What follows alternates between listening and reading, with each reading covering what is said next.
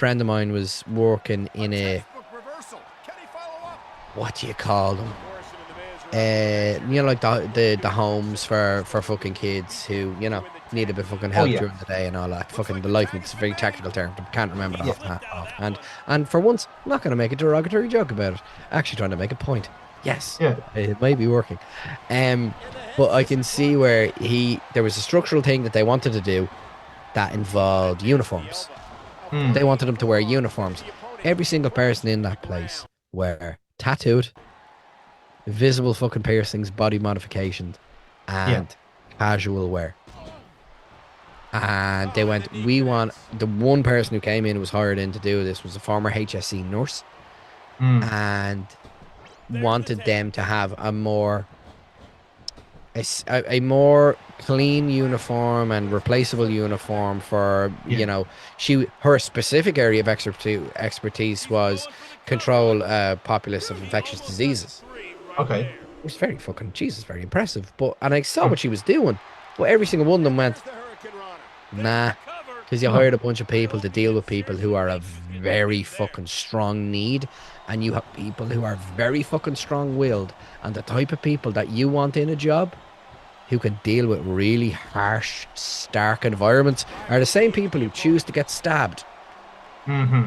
And it's also that like you're also making a kind of a massive change to other people to the people's not the people but like the kids are gonna like go, why is everyone dressed the same and you don't know what kind of adverse effects it's gonna have on them as But well. that's inherently fucking true for people who need to be on routine.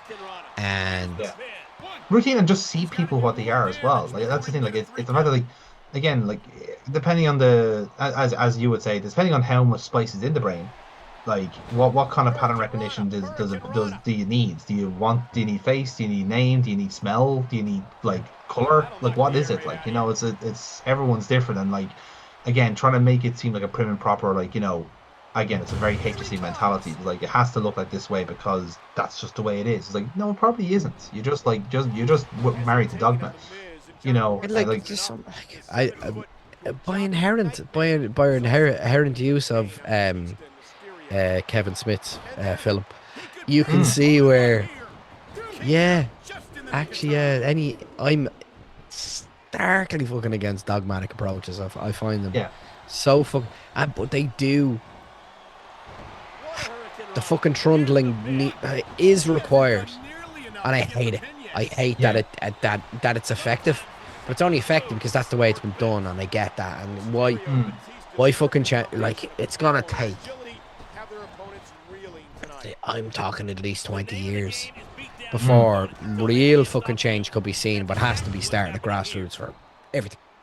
It requires a literally burn it down and build back up again Um, approach. well, And there's a lot. I'm going to circle this back to wrestling in a way because because dogma is what kind of wrestling is kind of built on as well. It's always like, the phrase that always winds me up is like it's the way it's always been. That's the phrase. And again, that's the phrase where like almost every public body is basically based on. It's like this has worked for, well, not to say it's worked, but it's been like this for the last century, and we're not going to change. I was like, why not? Because like, well, for one, we are not designed to change. Too many like bad too much readaptation to certain else makes these people insecure and afraid of like they're gonna lose whatever niche that they have. But in wrestling as well, is the case where like something genuinely tragic or disastrous has to happen for something to change. So like Yeah, in order for reactionary. headshots, for chair shots to be finally taken out of wrestling, it required somebody to murder their family. Yeah. For steroids to actually be not be so frequent in the game, it required various people dying way too young. It's like wrestling we know is not a sensible environment. It's not designed to be sensible. No. Look at them. Look at what these people are. They're not sensible. This is a carnival. This is a circus. And on the very the like independent level, on a local level, this is the people's escape. Like once a month, they get to be a professional wrestler and they get to be who they want to be. It's wish fulfillment. And for people in the crowd, they get to just to see that on their doorstep and just have that one night out they would have. Literally. You mentioned earlier on about like, finding your people and finding your niche. Like I've now been out of Irish wrestling for a bit, but I immediately like did a bit of substitution therapy and got the League of Ireland suck into me. So Yeah. now that's my thing. That's my niche now. And I'm going full tilt into that now. And that's grand. Like you can do something like that. But one thing I'd always say is like I hate the dogmatic approach to that, and it's like it's that one again. Saying that we're at the end of this kind of loop that we're doing here, all runs back to this like stuff about the media we absorb and how aspirational we are and all this sort of stuff. We're a very aspirational generation, very aspirational people in the Irish, and we don't like being told no. That's just the way it is. Mm. And then you look like the weirdo if you just accept it in a way, Mm. but one of the main things, especially when I'm writing for Future Wrestling, the RPG, the whole kind of central message to that is like, here's a group of people who don't like the status quo and are going to try and change it. They're gonna fuck up doing it along the way, but it's better to try and then to not. You There know? was, there's some with Triple H of all people. Hey, new era and all that. He said, Mm. "Why not?" That's his Yeah. phrase. Is why not? Mm. Let's find out why not. And there's something I can see in there's a lot of people are looking for that. A lot of people are Mm. looking for their why nots, but no one wants to be the first person to step out of the herd. No one wants to be the first person to break rank. The odd fucking syndrome or whatever the fucking correct fucking term is for if you see someone fucking just fall flat on the ground Yeah. out of nowhere. It takes one person to move to make everybody move to help. Yeah. And there was a great thing. Do you know I think it's Australian YouTuber Struthless has a Haven't lot heard. of Yeah. he has a lot of videos about like personal development, creative development, and all that fucking crack. Okay. Just great fucking stuff. And he had a great video today talking about wanting to be seen versus wanting to be invisible, and how he in himself has both of these desires and how they're inherently in clash with each other. So he must pick one. Yeah. And I was like, oh, that's hit me like a fucking ton of bricks. Um, and they're lovely fucking videos and well animated. Some of them lovely fucking illustrations and stuff. It's just great fucking product. And Mm. he was talking about the fact that how he needs to self promote. He writes books and self help books and stuff as well. Mm. And it's something that it's like, oh, I get it. Kind of really made a lot of sense in that the right type of people who need to be on the front lines making decisions Yeah. aren't the people, for the most part, aren't actually the people who will do it. Yeah. So you don't need a nudge or a this or that or generally mad as hell and I'm not going to take it anymore. Yeah. Yeah. And that was, but I know the fucking, here's your fucking philosophy lesson for anyone watching, and here's your homework for next week. To have a genuine consideration about what actually motivates you as a person, and it doesn't need to be positive.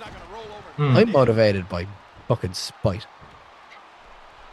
I'm motivated by being pissed off or inspired, but both of mine are lightning rod motivations.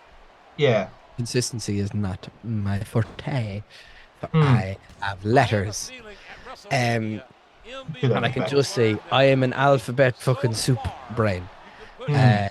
It will spell out the eventual works of Shakespeare, but not before you fucking shit it out first. There's so It's the word Shakespeare, but not necessarily in that order. exactly. It was the blurst of times. There's just something in that. I copped it recently about what initiates action for me is either spite or eureka. Yeah. But both are something I cannot control, something I have no natural say in, something that's not logical, and it's something that is not consistent. Mm. But it's the maintenance of that now is my game. So anyone can turn around and go, "This is a load of bollocks," and I go, "Yeah, and what? And what's your point? Yeah. And what? And what? And why not? This is stupid. This shouldn't. Blah blah blah blah blah blah blah blah." Recognize that the only people who seem actively motivated are the people who are cunts. Mm. I live beside Kulak. Kulak says no. what the actual fuck? Yeah. And yeah, pissed off and motivated. For what and why? I fervently understand. Hmm. I do not forgive the ignorance, but I do understand the fucking the tent The poles that mindset. have led. I understand the establishment of the tent poles that have led to that fucking circus. Yeah. But there is something in rational, lovely. Hey, Hmm. Jonathan. Rational, well-thinking, well-meaning, fucking open-minded, kind-hearted. Yeah, that gets nothing done. Hmm. And you don't like. I wouldn't necessarily want to point at someone and make an enemy of a person or a group, but certainly be able to make a fucking enemy of what the fuck. Do you know a musical artist by the name of Ren? I've heard of them. Yeah. Beautiful, great Yeah. guy, thought-provoking, amazing, fascinating fucking life story. Hmm. But his music fucking slaps, Yeah. and very much hip hop bass but guitar driven. Here you are. Fair enough. That's nice. Very Thanks, much in there. the Yeah. Plan B mold, of which he has made Hmm. reference to in songs.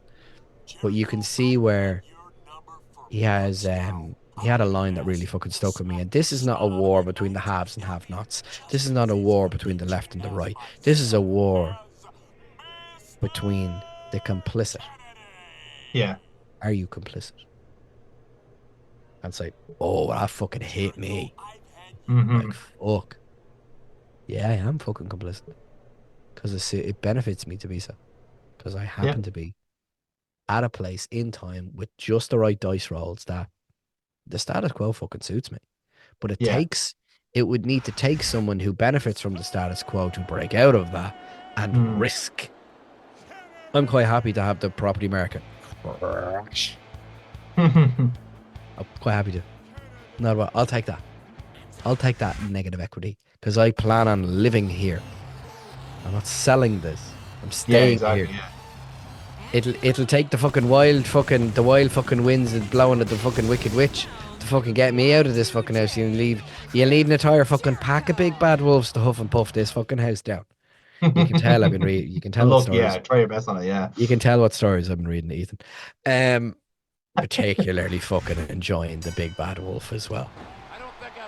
Good Really character, in fairness. bringing a lot of theater to that one. He's really enjoying.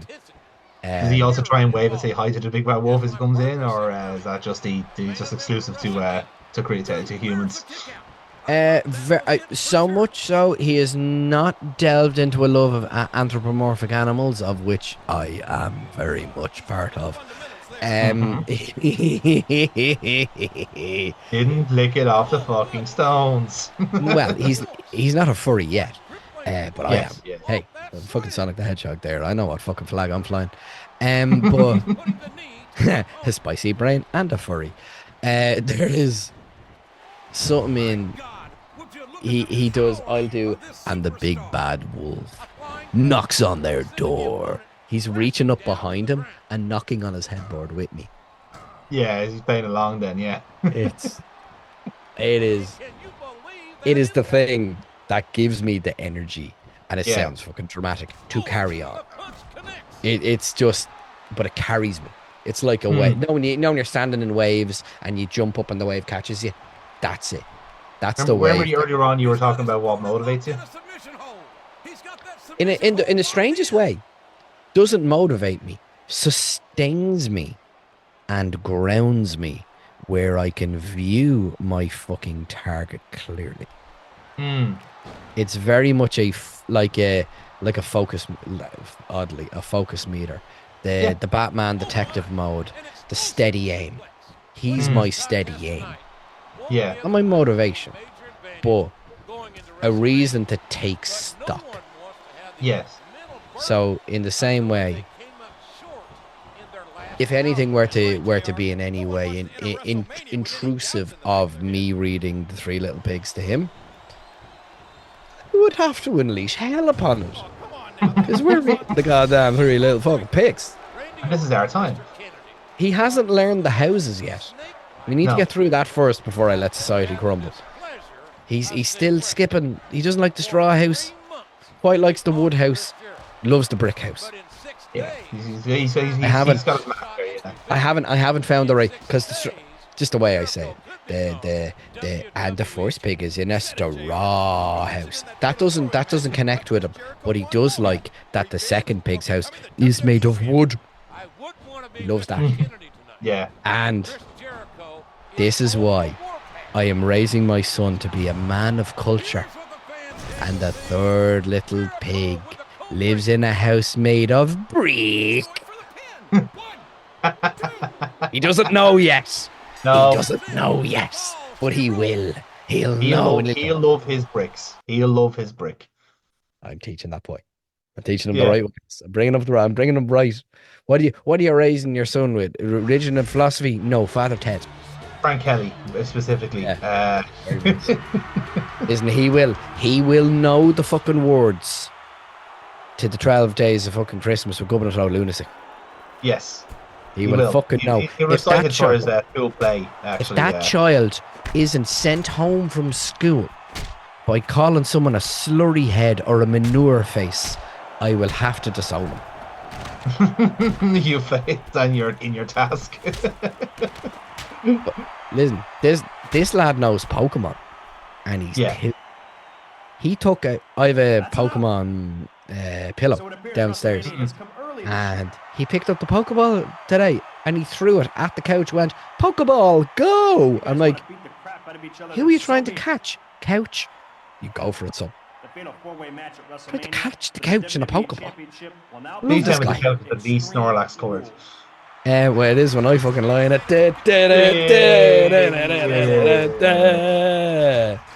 It's Tubsy Wubsy is my fucking spirit animal. Without question. I think a lot of people would share you in that one. I think took him 7 generations to stand up. I absolutely fucking adhere. We all stand up. We all stand for Snorlax here. We stand up slower and we stand for Snorlax. We require 1 or 2 plays of the poker flute or equivalent radio, but we'll get there in the end. Oh man, the fucking radio, Gen 2, holy fuck! That's a deep call.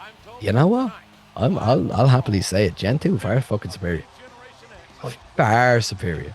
Come on, the fucking dogs and the fucking Jolteons, man. Come on, the fuck. Nice. Boy, and then in Crystal they start moving, fucking blowing your mind. Blowing 3 frames of animation. We had the lads over when we were doing D&D, and we had to chill out a little bit before some of the lads were late, and I'm like, here lads, will I show you Let's Go Pikachu on the Switch? And they're like, yeah, go on, sure. Oh my god, there's graphics. That's what we imagined it would look like as we looked at the Game Boy in our heads. That's what we imagined it to be. Yeah, that's what we wanted to be. It's all show, no imagination now. It's dreadful. I was showing them the cycling road. Yeah. Going down from Cerulean down to Fuchsia City. And I was on it. I was on the road. And it didn't drag me via the force of Game Boy gravity. I was walking on the cycling road. Oh, that's weird. That does the cycling road doesn't count unless you're fighting gravity. Very upset. Yeah, don't like that at all. Yes. Not a fan. Not a fan of that at all. That's very nice. Yeah. That's one of my favourite things. It was like, whee! Yeah, it's a staple. You have to fight physics to stay on that road. No, I don't like that. No, it's the reason why they have it. I know it too. Shitty game. They have it too easy. They have it way too easy. Listen, my Wigglytuff survived the last hit of the champion during the Elite Four through the power of friendship. I was so fucking disgusted. Wigglytuff hung on because it knows you believe in her. It's like, I want Wigglytuff to die. You failed me. You globulous fuck. You ugly homuncula. You ugly homunculoid fake bunny. What are you? What are you? You disgusting microphone-wielding, moonstone-sucking tramp. Didn't know where that was going. Kira's nickname is Jigglypuff. I didn't say anything about Jigglypuff. And I'm just saying, just be careful now. Wigglytuff is the one. Kira, stay the fuck away from the moonstones or I'll batter you. If you sprout fucking bunny ears, I just got very tired thumbs up from the camera. You're in fucking trouble. You fucking stay in that fucking fantastic fucking Jigglypuff form, as is fucking evident by the OP nature of Jigglypuff and Smash Bros. Least we forget. You stay on the Smash Bros roster, you fucking hero. With no time for Wigglytuff. No time. There should be a mega Jigglypuff. I fucking state that categorically. Well, Brian, you know about Scarlet and Violet, of course, don't you? You got a prehistoric Jigglypuff. Just doesn't count. Doesn't count. Doesn't count because I'm not particularly knowledgeable about it, I'll be honest. I only saw it a little bit. I saw a bit. It means nothing to me. It means nothing to me, therefore it is culturally irrelevant entirely. To me. You know, I don't know. I was a man. I fucking hated that the legendary bike Pokemon. Ride me. I don't want to ride you. I want to ride a Ninetales, and I've said too much.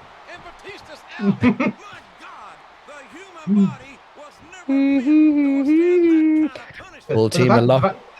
The lore of it, considering as well, it's the same gimmick as like what's made the prehistoric creatures or the futuristic ones as well.